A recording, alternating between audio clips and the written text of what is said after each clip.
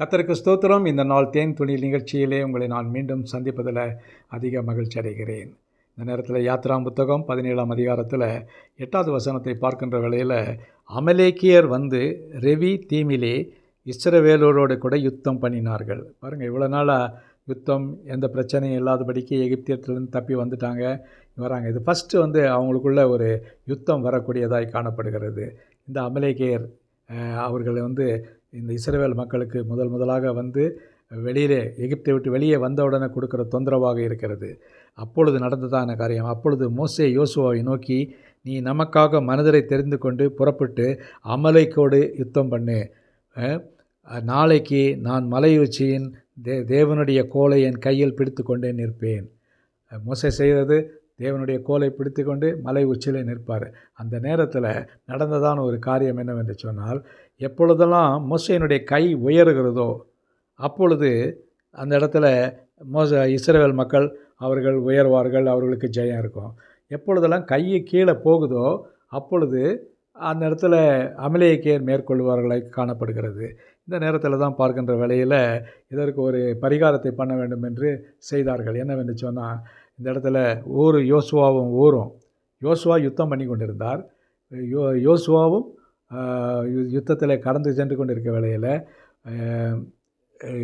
மோசேயும் ஆரோனும் அவனோடு கூட ஊரும் இருந்தார்கள்.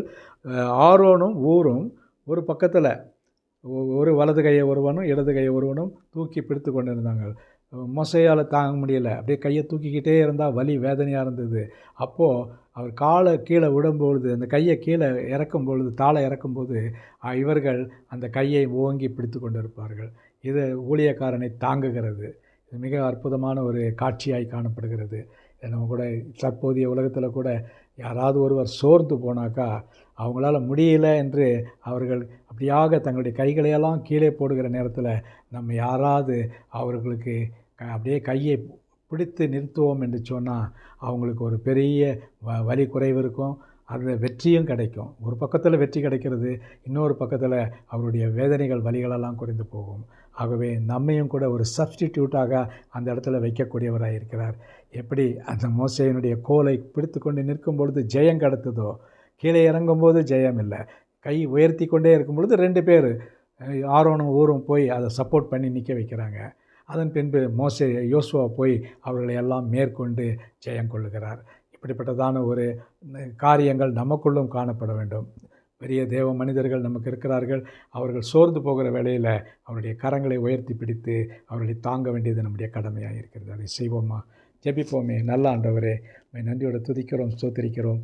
இந்த பழைய ஏற்பாட்டு காலத்தில் சொன்னது போலவே ஆண்டவரே, சோர்ந்து போகிற வேளையில் அதை கையை தூக்கி உயர்த்தி அவர்களை தாங்கத்தக்கதான ஒரு ஆண்டவரே ஒரு உதவியை செய்யத்தக்கதான ஒரு கிருபையையும் ஆண்டவரே மனப்பான்மையை நீங்கள் தர வேண்டுமா ஜெபிக்கிறோம்.